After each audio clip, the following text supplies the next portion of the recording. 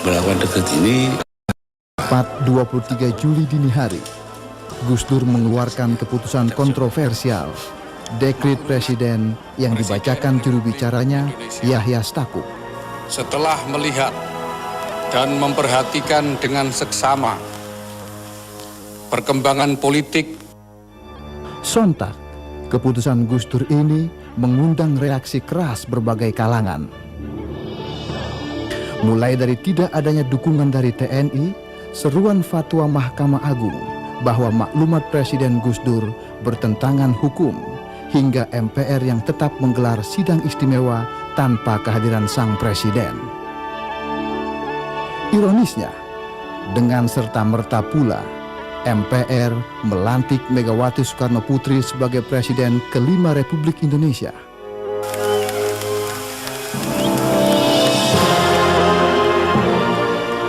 Dan Gus Dur pun lengser dari tampuk tertinggi kepemimpinan di Republik ini. Ya, itu tadi rekaman saat-saat menjelang dicopotnya seorang Abdurrahman Wahid atau Gus Dur secara paksa melalui sidang istimewa MPR pada tanggal 23 Juli tahun 2001.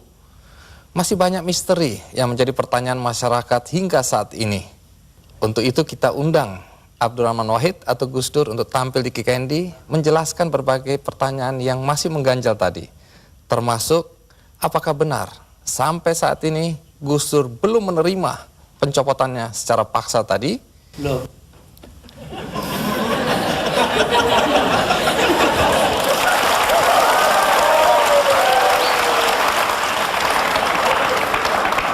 Jadi Gus Dur, tadi itu ringkasan dari peristiwa detik-detik terakhir Anda mengundurkan diri atau mundur atau dimundurkan. Nah, apakah sampai sekarang Anda memang dilengserkan? Apakah Anda masih tetap sampai saat ini tidak menerima dan menganggap itu tidak sah? Oh, nggak benar, nggak sah emang. Itu proyek politik dari MPR. Karena itu Amin Rais tidak merasa perlu memberitahu saya. Iya, dulu Anda atau sampai sekarang bahkan Anda tetap menganggap itu sebagai pelanggaran konstitusi. Pelanggaran apa sebenarnya? Pelanggaran konstitusi karena di situ ada insubordinasi. Insubordinasi itu siapa yang mimpin? Yang mimpin Kapolri Bimantoro dan Panglima TNI namanya Widodo AS, sekarang Menko. Udah itu apa adanya saya ngomongin. Tapi begini Gus, setelah Anda merasa itu tidak sah, tapi toh kenyataannya Gus Dur digantikan oleh Megawati, kemudian sekarang kita punya presiden namanya SBY, semua berjalan normal saja. Lalu apa negatifnya bagi bangsa dengan pencopotan Anda tadi? Bukan soal bangsa, ini soal hukum. Saya dilengserkan secara politis, secara hukum belum pernah dibuktikan saya bersalah. Yang bersalah bahkan pansusnya DPR yang dipimpin oleh sekarang Menteri Sosial Bakhtiar Hamzah. Yaitu menurut undang-undang pansus-pansus itu harus tutup pintu supaya nggak didengar orang dari luar. Tapi oleh Bakhtiar Hamzah dibuka 10 cm, di situ berjejer-jejer lah tipnya wartawan. Nah kan, waduh, semua yang ada dalam sidang diketahui dunia luar. Itu pula yang membuat saya, oh ya kalau gitu mereka maksudnya melengserkan saya dengan segala cara. Hukum nggak hukum. Tapi sesudah itu apa upaya yang Anda lakukan? Nggak ada, sebab penakut bangsa ini. Kenapa Anda bilang penakut? Bangsa ini penakut karena tidak mau bertindak kepada yang bersalah. Akhirnya gak ada yang ditindak toh. Tapi sekian tahun sudah berlalu Gus. Untuk apa rasa penasaran, perasaan? Loh, saya nggak pernah itu terserah bangsa Indonesia. Saya itu memaafkan semua sampai istri saya marah kepada saya karena saya pergi ke rumah Megawati.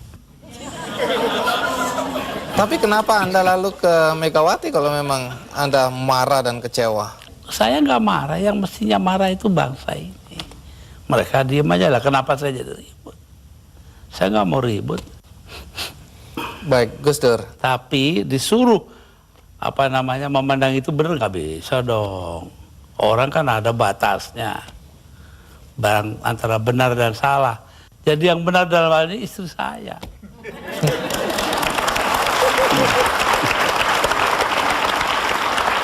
Tapi kenapa Gus Dur nggak mau nurut Tanya sama dia, istri? jangan tanya saya dah. 300.000 orang, Mas, tanda tangan supaya saya jangan berhenti jadi presiden, tahu? Tapi saya bilang, daripada bangsa ini pecah dalam pertempuran, darah mengalir karena saya, mendingan saya lengser aja deh. Nah itu. Tapi omongan ini kan dibilang omongan ngawur, Gus. Karena faktanya ketika Anda bilang nanti jutaan orang akan datang masuk Jakarta, orang-orang dari Jawa Timur. Begitu ditunggu-tunggu nggak datang. Saya yang nahan kok.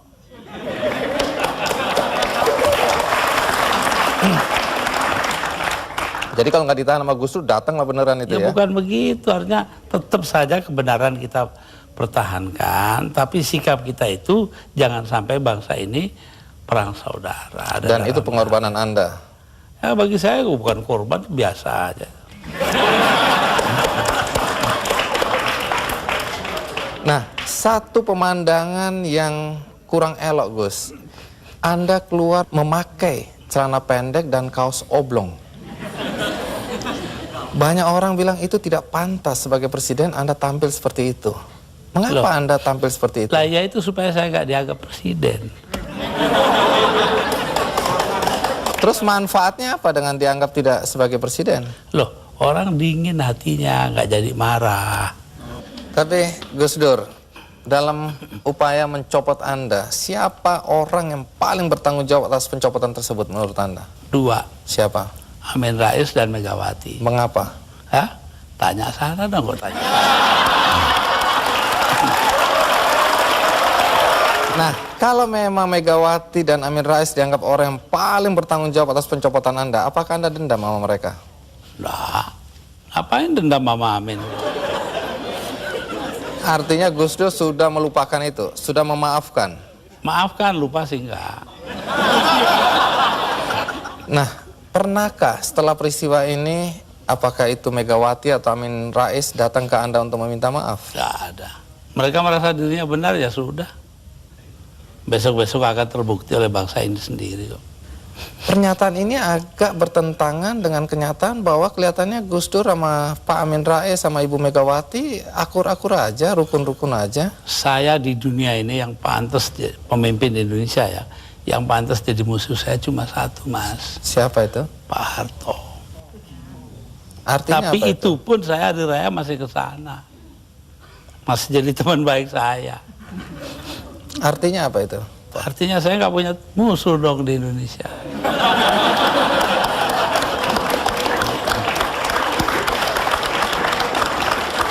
Ada satu hal, kita banyak mendengar bahwa teman-teman dekat Anda dulu menyesalkan kenapa Anda jadi presiden.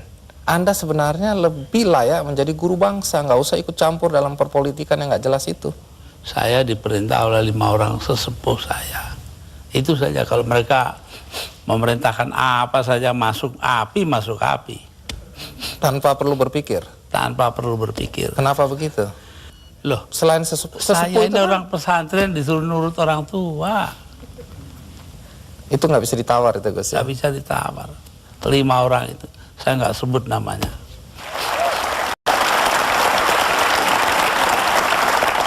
Ya, Gus Dur, dalam 20 bulan sebagai presiden, prestasi apa saja sih yang sudah dicapai?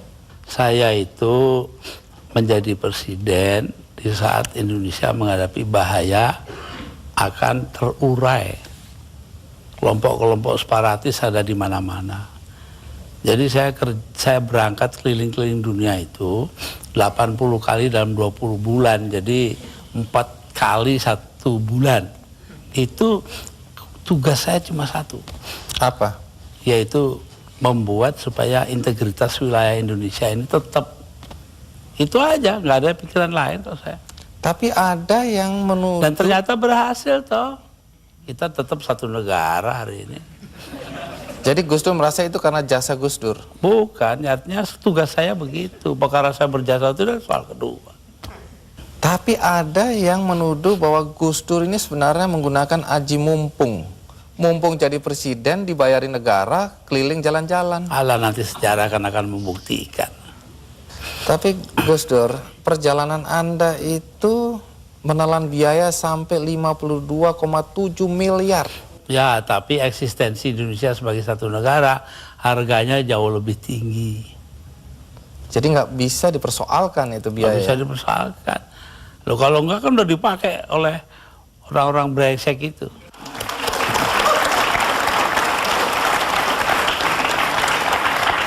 Salah satu yang masih menjadi perdebatan sampai sekarang adalah ketika Gus Dur membubarkan Departemen Sosial dan Departemen Penerangan. Kalau Departemen Sosial dulu, apa alasan persisnya? Sementara banyak orang terlantar yang harus diayomi oleh departemen itu. Persisnya itu. Karena departemen itu yang mestinya mengayomi rakyat, ternyata korupsinya gede-gedean. Sampai hari ini. Kalau membunuh tikus kan tidak perlu membakar lumbungnya. Oh, memang. Kenapa Anda bakar lumbungnya? Bukan. Karena tikusnya sudah menguasai lumbung.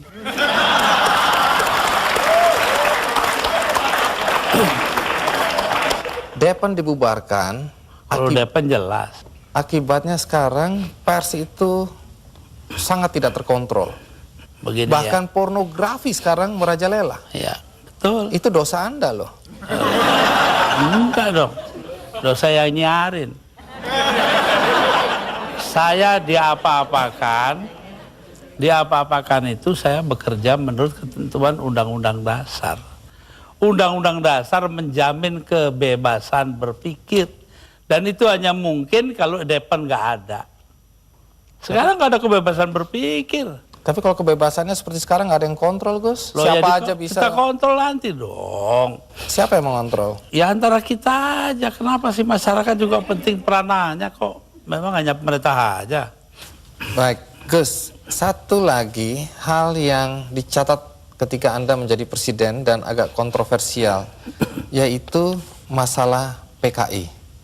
Banyak orang begitu khawatir ketika Anda dulu mencabut TAP MPR nomor 25 MPRS 1966. Sebab bertentangan dengan Undang-Undang Dasar, Mas.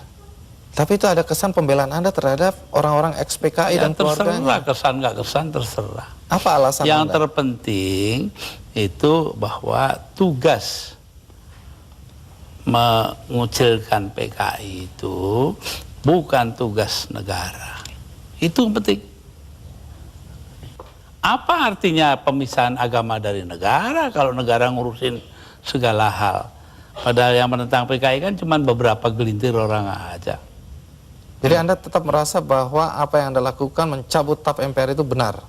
Benar karena bersamaan dengan Undang-Undang Dasar gitu loh. Kenapa? Karena memang Undang-Undang Dasarnya begitu, mau diapain? Begitu itu bagaimana? Ya melindungi semua. Ya itu hasil daripada 7 abad lamanya kita berpancasila tanpa nama, yaitu yang dinamakan Bhinneka Tunggal Ika. Berbeda-beda tapi satu tujuan. Nah ini yang penting kita ngelihatnya dari situ. Kalau belakangan ini ada kekhawatiran PKI akan bangkit? Kenapa takut? PKI aja ditakuti.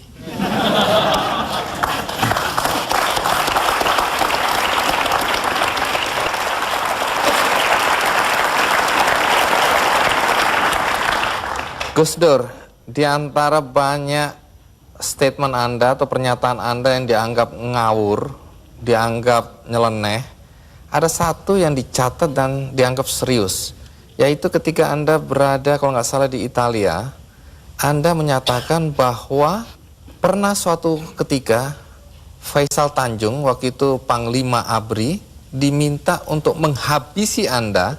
Jadi yang minta adalah Pak Harto. Anda dan Megawati ingin dihabisi. Dan statement itu terbuka loh, Gus Dur. Dugaan Anda kata-kata dihabisi ini, dihabisi karirnya atau dibunuh? Tanya Pak Harto. Kenapa? Karena Faisal Tanjung mengucapkan itu. Lalu Pak Wiranto sebagai Panglima Kostrad nelpon saya, Gus, Panglima saya kok bilangnya begini-begini ya. saya anggap itu soal politik lah. Pak Harto juga bukan soal pribadi kok, itu soal politik. Politik mengharuskan itu ya itu, tapi saya tahu juga kebiasaan Raja Jawa. Pak Harto kan anggap dirinya Raja Jawa. Apa yang dilakukan tangan kanan, tangan kiri nggak boleh tahu.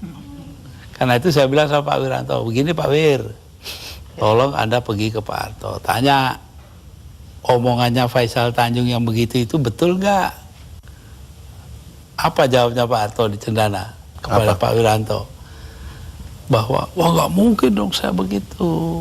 Megawati itu dilindungi ayahnya, Gus Dur dilindungi para kiai. Lah selesai sudah. Mau soal politik, saya nggak ada dendam pribadi, nggak ada. Malah saya terus terang aja, ini ada Yeni anak saya ini, ikut saya kemarin hari raya pertama hari Sabtu, saya soal Pak Harto, ya maaf-maafan hari raya sudah selesai, terus makan pulang. Ya, tapi ini kan untuk meluruskan sejarah, jangan sampai orang salah paham mengenai Ya, ini. Pak Faisal Tanjung juga secara terbuka mengklarifikasi bahwa tidak pernah ada itu. Jadi apa yang Anda ya, kalau bilang? Pak Wiranto dong, dia mengatakan Pak Wiranto bohong. Anda bilang ada operasi naga hijau, naga merah, itu kan orang bilang. Memang ya begitu, saya dengarnya kok. Gus Dur ini ngarang-ngarang aja. Ya saya nyatanya nanti sejarah akan buktikan betul tidaknya itu. Tapi Gus Dur sendiri pernah datang ke Pak Harto untuk mengklarifikasi ini? Nggak perlu ngapain. Tapi dari penjelasan Pak Wiranto memang Pak Harto bilang tidak pernah ada karena tadi itu ya. Kayak kemarin ini, saya ke tempatnya Pak Harto. Sepulang saya dengan suara terbata-bata karena Pak Harto itu sudah banyak lupa. Itu ngomong kepada para ajudannya. Ngomongnya apa? Saya pengen ngomong dengan Gus Dur panjang-panjang tapi nggak bisa. Itu tuh. Coba. Kenapa nggak bisa? Ya karena dia pelupa itu, terbanyak gak lupa. Pak Harto itu orang pinter loh. Jasanya bagi bangsa ini besar sekali walaupun dosanya juga besar.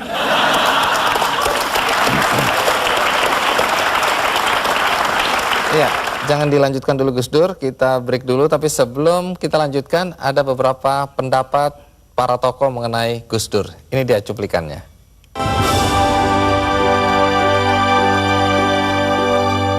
Gus Dur ini manusia yang langka dan kontroversial, aneh, tapi juga jenius. Gus Dur terlalu maju buat Indonesia. Jadi Indonesia sendiri belum siap untuk menerima pemimpin seperti Gus Dur.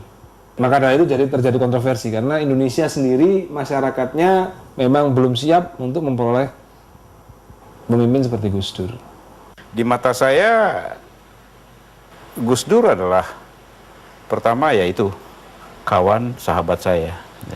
Karena sebelum jadi presiden saya sudah kenal sama beliau, sering bersama-sama dalam dialog, dalam seminar, sebagai narasumber. Yang kedua, Gus Dur adalah juga atasan saya. Saya senang sebab sebelumnya presiden kita tidak pernah memberikan pernyataan kontroversial, tapi malah bertindak kontroversial dengan korupsi, kekerasan, dan penyembelihan hak asasi manusia. Jadi saya senang ada presiden yang memperjuangkan pluralisme, demokrasi, yang untuk Indonesia dianggap kontroversial. Sebagai pribadi, dia orang yang paling memberikan kesan pada saya dalam hidup saya, karena penuh dengan warna dan penuh dengan substansi. Itu saya mendatangi Gus Dur sebagai ulama yang diakui oleh 40 juta umat di Indonesia. Saya sangat mengidolakan Gus Dur, otomatis saya juga pastinya akan menghormati dan meyakini apa yang menjadi fatwa dari seorang Gus Dur. Pada saat Bapak Presiden merencanakan mengeluarkan dekret, terjadilah perbedaan pendapat. Karena sebagai Menko Polhuskam, saya menganalisa kalau dekret sampai keluar, keadaan akan semakin memburuk. Itu kira-kira mungkin sudah 20 tahun yang lalu ya. Nanti saya kenal Gus Dur sudah lama. Tapi mengenai koalisi itu akan secara alamiah nanti.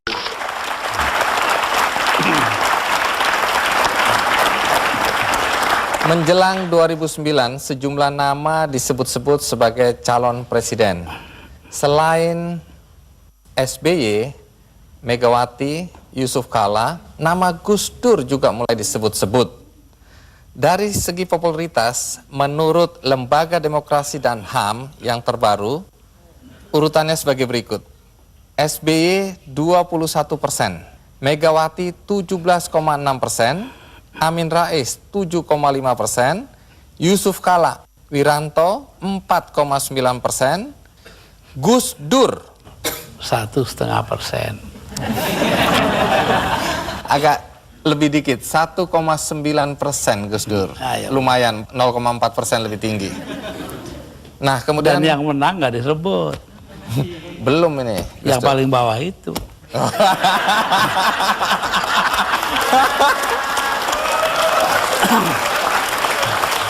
Pertanyaannya, apakah Gus Dur juga berminat mencalonkan diri sebagai presiden pada pemilu 2009 nanti?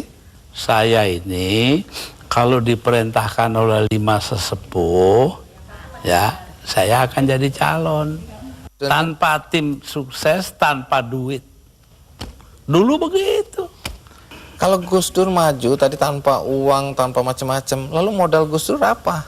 Kepercayaan masyarakat. Apa Gus Dur yakin masyarakat masih percaya sama Gus Dur? Loh. Ayo ikut saya yuk, nanti kalau saya ke Situbondo. 250.000 orang. Berbanding 100 atau 200 juta, sedikit sekali itu Gus. Loh, kalau cuman dia, lah banyak. Saya ini tiap 2-3 hari sekali, 2 atau 3 hari sekali ini kiai kampung. Kalau mau ikut nanti hari Kamis ke Cicalengka dengan saya, tempatnya Ajengan Said. Itu 3.000 kiai kampung. Kembali ke dalam konteks Gus Dur akan mencalonkan diri, katakanlah setelah mendapat restu dari 2 kiai lainnya. Pertanyaannya, dengan kondisi penglihatan yang terkendala ini Gus Dur, dan itu menjadi hambatan ketika Gus Dur dulu mau maju oleh KPU, dianggap bahwa tidak memenuhi persyaratan kesehatan fisik. Melanggar undang-undang. Tapi kan itu masih ada sampai sekarang Gus Dur. 4 buah undang-undang karena KPU-nya dibiarkan curang. Kalau kemudian itu terjadi lagi sekarang ini tahun 2009? Ya biar aja. Rakyat masih ada ini. Tapi Gus Dur berarti nggak bisa maju dong? Apa? Nggak bisa maju karena Terus saya terkendala tuh oleh... nggak butuh maju kok. Orang tua itu kan punya solusi sendiri nanti. Ini sedikit berandai-andai Gus Dur. Kalau akhirnya Gus Dur tidak maju, siapa tokoh yang Anda anggap pantas untuk memimpin bangsa ini ke depan? Lebih dulu tanyalah, apa yang harus diperbuat bangsa kita? Bangsa kita ini paling kaya di dunia, kok jadi paling melarat sekarang? Artinya? Karena korupsi dibiarkan, tidak ditindak.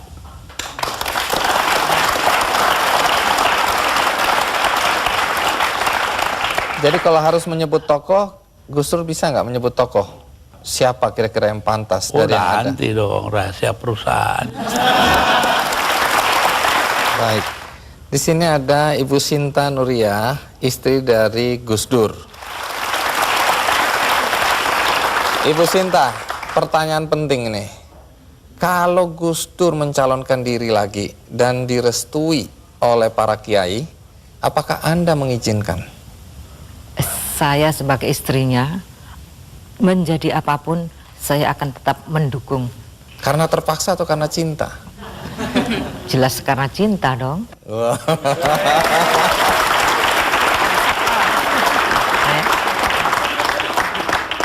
Tapi boleh tahu nggak, mana yang membuat Anda bahagia?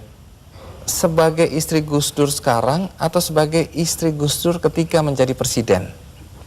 Sebagai istri Gus Dur, baik sebagai presiden, sebagai orang biasa, sebagai kiai, atau sebagai apapun, saya akan tetap bahagia di sampingnya. Saya baca di biografi Gus Dur ini, dulu Anda ini cantik dan diperebutkan. Sekarang sih masih cantik juga. Emang ya? Tapi dulu Anda cantik dan diperebutkan oleh banyak pemuda. Tapi yang tidak terungkap di sini, mengapa Anda mau kawin sama Gus Dur? Karena itu adalah kehendak Allah. Yakin? Saya yakin. Saya dapat informasi katanya Anda dipaksa oleh paman. Paman siapa? Jadi Saya punya paman. ah, Nanti dulu. nanti dulu. Namanya Pak Aziz Bisri. Ya, dia marah. Loh kok Nurnya itu mau aja salaman dengan Abah Kiai Bisri Sansuri, kakek saya dari ibu. Kenapa? Saya kan juga pengen salaman. Nah, itu paman ngiri. Oh. Ibu Sinta, apa sifat-sifat Gus Dur yang paling menyenangkan buat Anda?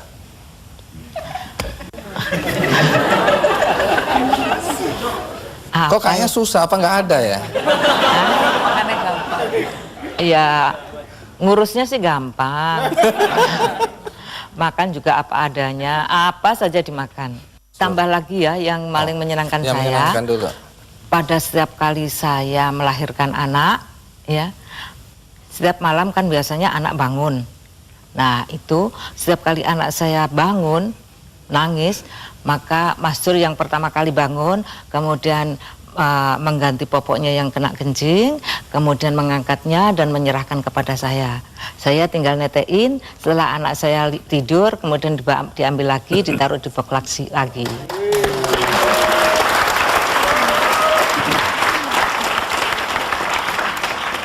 Pertanyaannya, kalau yang menjengkelkan, apa sifat-sifat Gus Dur yang menjengkelkan? Yang menjengkelkan ya kalau urusan kesehatan susah sekali diaturnya. Sampai sekarang? Ya sampai sekarang. Baik. Nah, banyak yang tidak paham pada semua tindak atau banyak tindakan Gus Dur, langkah-langkah Gus Dur yang dibilang jurus dewa mabok gitu Gus Dur. Tapi Yeni kelihatannya bisa memahami Gus Dur. Kira-kira bagaimana kita bisa memahami seorang Gus Dur? Atau kita bisa menerima Gus Dur apa adanya, bagaimana caranya, Yen? Yang dikatakan oleh beberapa orang tadi yang diwawancara bahwa Gus Dur itu ahead of his time, sangat jauh melampaui zamannya. Jadi kalau ada seorang kiai dari Pandeglang mengatakan dengan sangat sederhana bahwa Gus Dur ini ibaratnya kepala lokomotif kereta Jepang yang sangat supersonik itu, sementara gerbongnya ini gerbong ya kereta kita sekarang gaya baru ekspres atau gaya baru malam atau apalah. Jadi terseok-seok nggak bisa mengikuti. Tapi satu hal bahwa Gus Dur ini selalu mendasari tindakannya kepada beberapa hal yang sebetulnya sangat simpel. Keinginan beliau adalah menciptakan perdamaian dan rekonsiliasi. Jadi seperti dikatakan tadi misalnya PKI dan lain sebagainya, itu hanyalah upaya, sedikit upaya bagaimana terjadi rekonsiliasi di antara sesama anak bangsa di Indonesia ini. Itu, jadi sebetulnya tidak ada kontroversinya kalau kita bisa memahami dari gambaran besar seperti itu. Lalu soal tadi kebetulan karena saya ikut menemani pada waktu pakai celana pendek di halaman istana. Itu sebetulnya adalah upaya terakhir dari Gus Dur, ya waktu menjadi presiden masih, atau hari-hari terakhirnya lah, untuk mengajari bangsa ini, untuk berpikir mendahulukan substansi bukan bungkus. Nah, pada saat Gus Dur rajin mengkritik SBY waktu itu, Anda justru masuk menjadi staf ahli presiden. Ya. Apakah Gus Dur tahu atau Anda diizinkan? Sangat tahu, dan saya diizinkan. Ya. Tidak ada masalah, itu urusan dia. Tapi kan ini jadi orang bingung ini lihat, loh itu anaknya. Ya biar Gus Dur. bingung. Jadi Gus Dur tidak pernah ikut campur dalam kehidupan Anda? Tidak pernah. Gus Dur, ada satu misteri yang Anda harus ungkapkan pada kesempatan ini. Yaitu katanya kalau Gus Dur tidur, kita ngobrol, kita diskusi, Gus Dur bangun langsung nyambung. Apa betul itu, Gus? Saya dengarkan apa kata terakhir yang saya ingat ya. Nah tentu mereka belum bicara jauh, dari situ-situ aja pasti. Jadi kalau itu saya, wah disangkanya saya denger.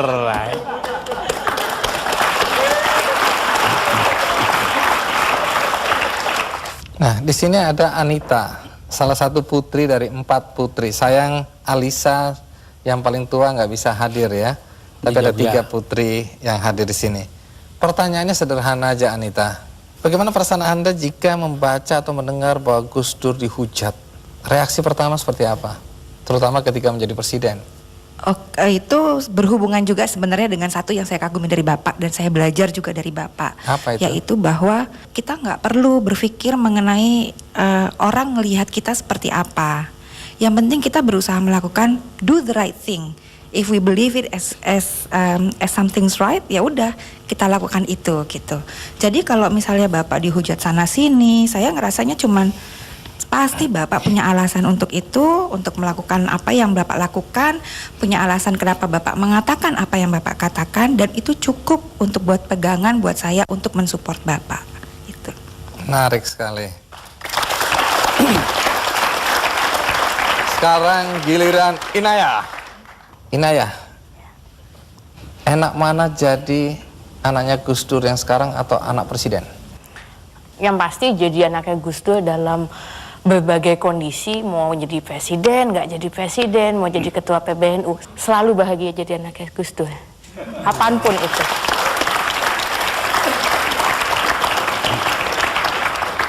Di Metro TV ada program namanya news.com. Dan di situ ada figur Gus Pur yang meniru Gus Dur. Apakah keluarga nonton acara itu? Iya. Tiap minggu malam itu selalu ada di situ. Pertanyaannya, bagaimana reaksi keluarga ketika melihat tokoh Gus Pur ini? Marah, jengkel, senang, atau apa perasaannya? Yang saya tahu Pak Handoyo itu, Iya. Pak Handoyo itu sangat kagum pada Bapak.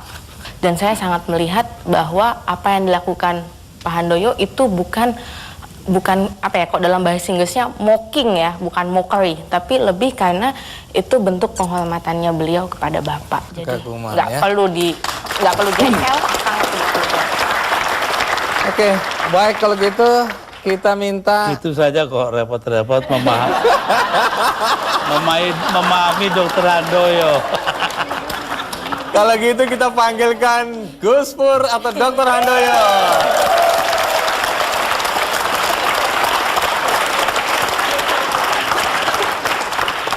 Nah, kalau orang bertanya, Ya, silakan duduk. bagaimana Dr. Handoyo. sikap Anda terhadap Gus Pur? Saya bilang, itu advertensi gratis.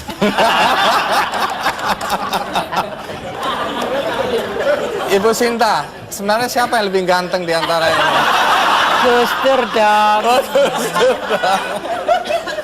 Dr. Handoyo ini pengikut advertensi Fuji Film. Lebih indah dari warna asli. Tapi tunggu dulu. Waktu itu saya tanya sama Dr. Handoyo, Anda udah dapat izin belum dari Gus Dur untuk memerankan Gus Pur? Katanya sudah dapat izin. Apa betul, Gus? Ya, anggap aja udah dapet. Habis mintanya pun begitu, ya udah. Tapi sebelum kita lanjutkan, bagaimana kita lihat Dr. Handoyo menirukan Gus Dur menjadi Gus Pur di news.com. Ini dia cuplikannya. Gimana Gus? Kalau berani ya dituntut sana, gitu aja kok repot. Iya. Jangan bawa-bawa saya ya. Saya tuh nggak ikutan. Saya datang sendiri, wong saya cuma mau silaturahmi. Gitu aja kok repot sih. Kritik itu penting loh untuk kemajuan. Gitu aja kok repot.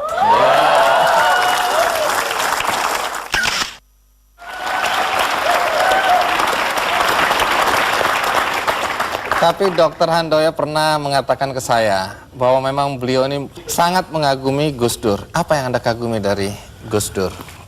Pertama karena saya kenal biografinya beliau, saya baca. Lanjutnya beliau juga yang saya salut, dia berdiskusi dengan orang-orang yang warnanya pelangi, Pak Andi. Kalau nginjek terminologi politik, mulai dari yang paling kiri sampai yang paling kanan. Tidak pandang suku, agama, ras, bangsa. Dan beliau selalu dalam mindsetnya Gus Dur itu ada paham. Pertama keislaman, kedua adalah keindonesiaan, yang ketiga adalah kemanusiaan. Kemanusiaan ini beliau implementasikan dalam satu kata, demokrasi, pluralisme, kesamaan di hadapan hukum, tidak ada diskriminasi. Anda udah mulai berani menyimpulkan pemikiran Gus Dur ya? Dikit-dikit dapat, Pak Andi. Oleh karena saya baca. Nah, Gus Dur, Dr. Handoyo ini dianggap mampu menirukan Anda secara persis di news.com.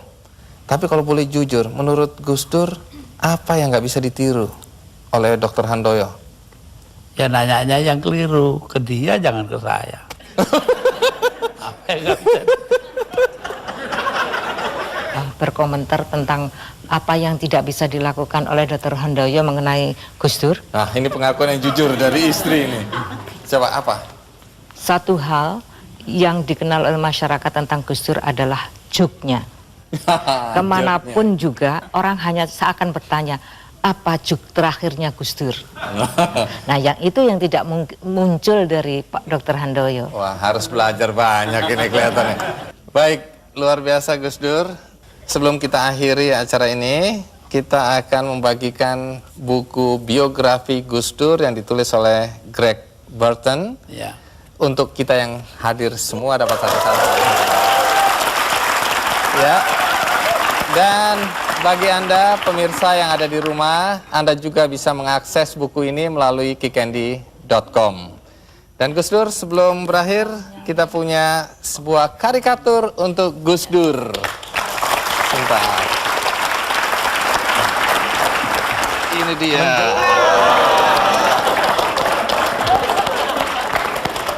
Jadi di sini digambarkan Gus Dur pakai kopiah dengan pakaian silat ya, jawara. Memegang kendi bertulisan Drunken Master.